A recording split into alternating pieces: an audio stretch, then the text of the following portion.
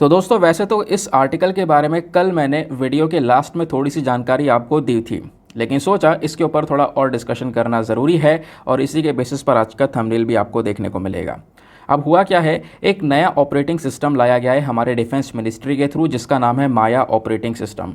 तो ये वाला जो ओएस है ये काफ़ी ज़्यादा डिफरेंट माना जा रहा है। डिफरेंट क्यों माना जा रहा है? देखो, पहली चीज़ तो आपने ये समझनी होगी कि आखिरकार ये नया ऑपरेटिंग सिस्टम क्यों लेकर आया गया, क्योंकि आज के समय में जो ज़्यादातर ऑपरेटिंग सिस्टम यूज़ किए जा रहे हैं वो हमारे माइक्रोसॉफ्ट वाले हैं और डिफेंस मिनिस्ट्री के अंदर भी माइक्रोसॉफ्ट वाला ऑपरेटिंग सिस्टम यूज़ हो रहा है।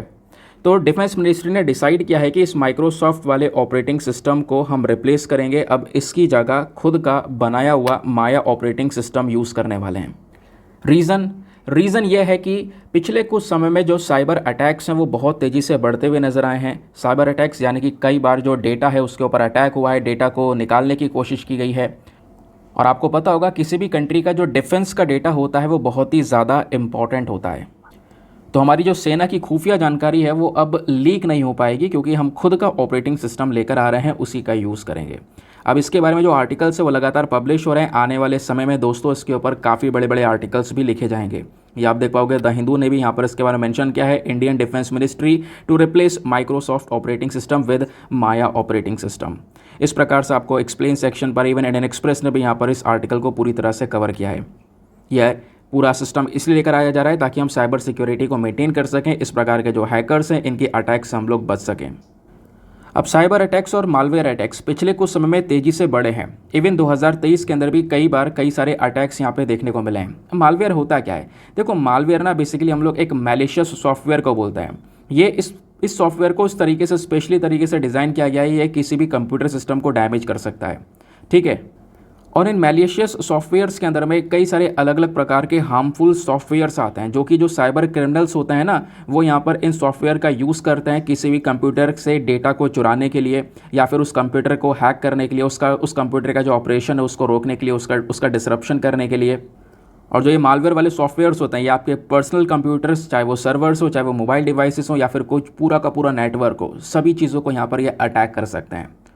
और हमने इसी प्रकार के जो साइबर अटैक्स है वो पिछले कुछ समय पर देखे हैं। इवन नवंबर 2022 की बात कर रहा हूँ, अभी ज़्यादा टाइम नहीं हुआ है। पिछले साल आखिरी महीने जो दिसंबर था, उससे पहले वाला महीना जो नवंबर 2022 है, उसमें साइबर अटैक हुआ 5 सर्वर्स के ऊपर। जो हमारा एम्स है, आपको पता होगा, all India institute of medical science जो दिल्ली के अंदर एम्स है ना, उसके 5 सर्वर के ऊपर यहाँ पर अटैक हुआ था। और जब अटैक का हमने पूरा ओरिजिन खोजा तो कहीं ना कहीं हांगकॉन्ग और जो चाइना है वहाँ पे वो ओरिजिन निकला। पढ़ाया भी थे पिछले साल, याद आ रहा होगा आपको। इवन हमारी सरकार ने राज्यसभा में ये बात बोली भी थी कि जो 5 एम के सर्वर हैं उनको हैक किया गया और लगभग 1.3 टेराबाइट का जो डेटा है, इनक्रिप्टेड डेटा, उसके ऊपर यहाँ पे अटैक हुआ था। और दोस्तों जो 2023 की रिपोर्ट आ रही है ना, इन 2023 जो भी ये वाला साल चल रहा है, इसका जो आप Q1 देखोगे, यानी कि अप्रैल मई जून के महीने में अगर हम देखें तो साइबर अटैक्स दुनिया भर में, आप कह सकते हो ग्लोबली अगर हम लोग बात करें तो दुनिया भर में तो साइबर अटैक्स 7% से इंक्रीज़ हुए हैं। लेकिन इंडिया में 2023 के Q1 में जो साइबर अटैक्स हैं वो 18% से इंक्रीज़ होते हुए नजर आए। तो ये भी कहीं ना कहीं कारण बन जाता है माया ऑपरेटिंग सिस्टम को लाने का। और उससे भी बड़ा यहाँ पर एक और रीज़न आपको देखने को मिलेगा। वो रीज़न क्या है? State of application security report, एक रिपोर्ट आती है इंडसफेस के थ्रू। इस रिपोर्ट के अंदर ये बताया गया कि भारत के अंदर में 2023 के अंदर में जो ये नंबर ऑफ साइबर अटैक्स है वो तेज़ी से तो बढ़े थे, इसी को देखते देखते लगभग 500 मिलियन से ज़्यादा, कितने, 500 मिलियन से ज़्यादा जो साइबर अटैक्स हैं इनको ब्लॉक किया गया है इंडिया के अंदर में 2023 के Q1 में। और उससे भी पहले आपने देखा होगा जो चाइनीज़ हैकर्स हैं, इन्होंने जो भारत का पावर ग्रिड एसेट है लद्दाख के अंदर में, उस पावर ग्रिड एसेट को यहाँ पर हैक करने की कोशिश की थी, उसको यहाँ पर टारगेट बनाया। और प्रॉब्लम ये आ रही है कि एक बार अटैक होने के बाद में दोबारा फिर से अटैक देखने को मिल रहे हैं। अब जैसे मैंने ये बोला कि पिछले साल एम्स में साइबर अटैक हुआ, उसके बाद इस साल जून के महीने में फिर से साइबर अटैक होने की, मतलब एक जो कोशिश है साइबर अटैक करने की, वो की गई एम्स के डेटा के ऊपर में। लेकिन इस बार यहाँ पर एम्स ने उसको टैकल किया, क्योंकि एम्स ने अपने आप को अपडेट कर लिया था। फायरवॉल सिक्योरिटी एडवांस लेवल की यहाँ पर उन्होंने लेकर आ चुके थे।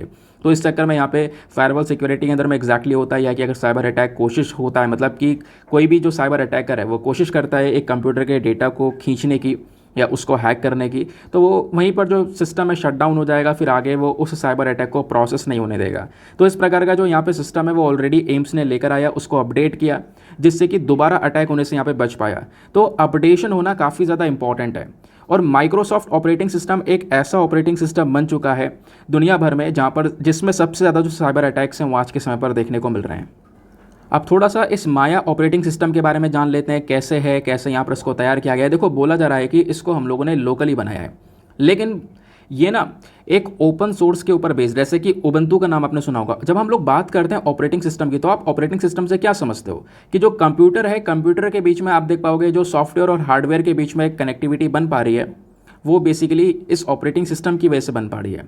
आप जो कीबोर्ड के ऊपर लिख रहे हो, कंप्यूटर उसको पकड़ पा रहा है, वो ऑपरेटिंग सिस्टम की वजह से पकड़ पा रहा है। तो ऑपरेटिंग सिस्टम के बिना जो कंप्यूटर है वो पूरी एक बेकार की मशीन है, वो आपके किसी काम की नहीं है।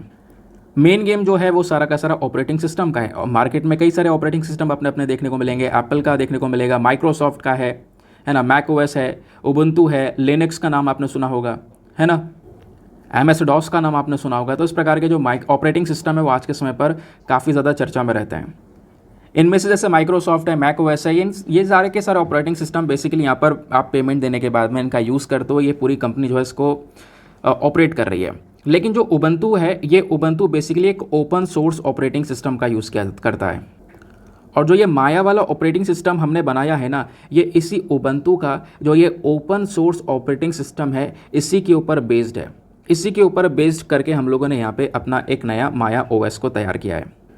तो उबंटू खुद यहाँ पर एक लिनक्स डिस्ट्रीब्यूशन है, ठीक है, आप कह सकते हो लिनक्स के ऊपर बेस्ड है। ये भी एक ऑपरेटिंग सिस्टम है। ज़्यादातर यहाँ पर ये free and open source software की तरह देखने को मिलता है। तो इसी के ऊपर बेस्ड हमारा माया ऑपरेटिंग सिस्टम है।